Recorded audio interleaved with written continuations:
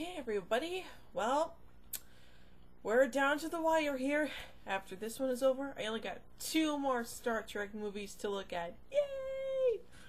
So anywho, time to look at the last film of the franchise directed by Jonathan Frakes, Star Trek Insurrection. Now, this movie is kind of divides fans a little bit, and I'm not going to get into why that is, but, well, it's kind of a mixed bag for me, personally. I mean, when I saw this film for the first time, I actually thought it wasn't all that bad. I mean, most people, this is the film that, according to fans out there, broke the odd-numbered rule when it comes to the odd-numbered Star Trek films. And while that may be true, well, I don't know. To be honest, I think the reboot actually was able to do that a lot better than this film. But to be fair, I do think that Insurrection isn't really all that bad, and you can agree or disagree with me on that if you want, but to be fair, I don't think Insurrection is that bad. I mean, to me, this is the Teen G film that's, I guess you could say, would be the equivalent of Star Trek 3, in my humble opinion. But again, you're free to agree or disagree with me on that statement if you want, but let's just jump right into the movie, shall we?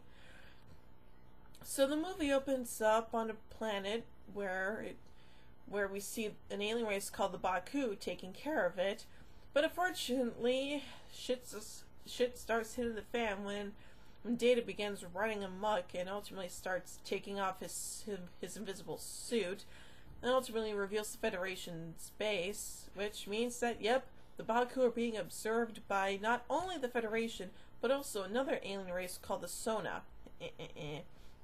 While that's going on, Picard's doing some diplomatic stuff here and there, but when he's told about Data, he has to go figure out what's going on with him. And after getting Data all back up to specs and whatnot, they meet the Baku people, one of which is played by, well, I can't remember her name really, but she was also the chick who played Dr. Octopus's wife in Spider-Man 2, so there you go. Oh wait, Donna Murphy, that's who it was. Thank you, memory. Yeah, hold on a sec. Okay, sorry about that. Anywho, so after all that, they come across a holographic version, or a holoship, which basically has a holographic version of the Baku village in there, which ultimately means one thing. Yep, the Federation are planning to beam the Baku onto this giant holoship, and without them even knowing, because, well, the Federation wants to harvest the radiation for the planet's rings in order to use it in order to help out, well, billions of people. And of course, this film came out when Deep Space Nine was on, so this is probably during the time in DS9 when the Dominion War stuff was going on.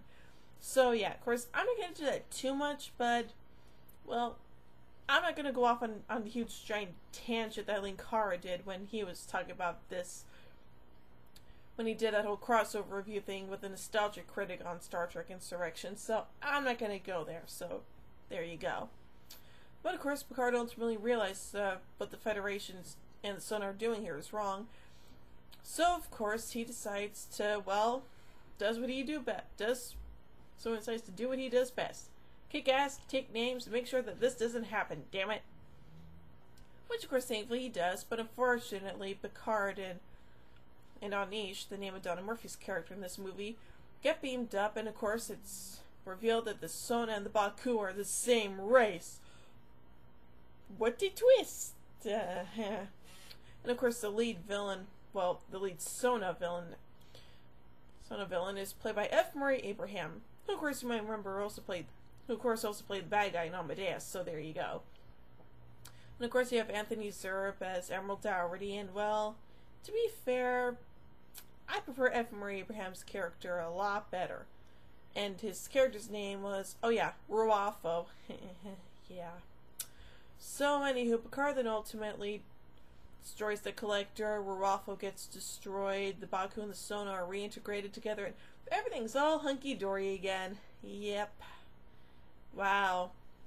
I know, not a lot happened in this movie, But the interesting thing about this movie is that it's the shortest of all the Star Trek films. I am not kidding. Yeah. Who would have thought, huh? But, oh well, what can you say? But still, this movie, again, isn't really all that bad. I mean, yeah, there were some things about that could have been a little bit better, but, you know, I gotta give Jonathan Frakes some credit here. And of course, a lot of the credit also goes to Michael Piller, or, well, I guess some people could say the downfall of this movie belongs to Michael Piller, who of course also did some work on TNG and I think DS9 and Voyager, but oh well, what can you say? But still, I do think that this movie does kind of work, and yeah, I know some people say it could have worked a hell of a lot better as an episode of TNG, but hey, come on. TNG show was over with, so hey, why not make this a movie? So, yeah. And of course, like I said before, this is the last Star Trek TNG era film that Jonathan Frakes would direct. And of course, what's surprising enough is that the director of Nemesis, Stuart Baird, is probably well known for being an editor, and one of the films he edited was, yep, Superman the movie. Wowee. Of course, thankfully Baird is now doing more editing rather than directing, but hey, come on. I'll give the guy some credit when we actually get into Nemesis. So, with that all said, let's look at the film factoids of Star Trek Insurrection, shall we? Okay, and here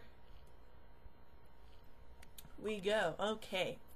In the opening sequence showing life in the Baku village, the alien knife used to cut bread dough is actually an Alaskan ulu knife. The manual control column that Riker uses to steer the Enterprise is a modified Gravis Thunderbird PC joystick. Yeah, I know.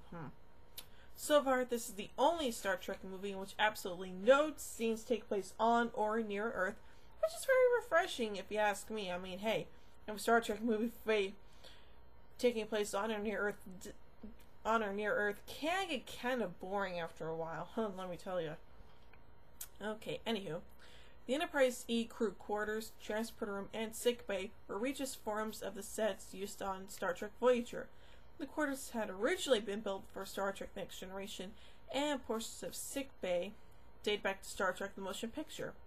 In addition, the bay where Picard and the Baku are held by the Sona is a redress of Voyager's cargo bay, and the shuttlecraft used by Picard and Worf is a redress of the runabout set from Star Trek Deep Space Nine.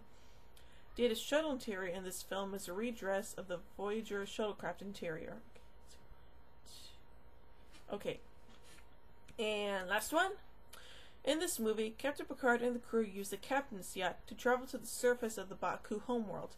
This is the only instance in either the TV series or the movies in which such a vessel is ever used, although at one point during the TV episode Samaritan Snare, it was briefly suggested that the captain's yacht for the Enterprise D can be used to transport Picard to Starbase 515 for immediate heart surgery, but the producers decided to use a traditional shuttlecraft instead.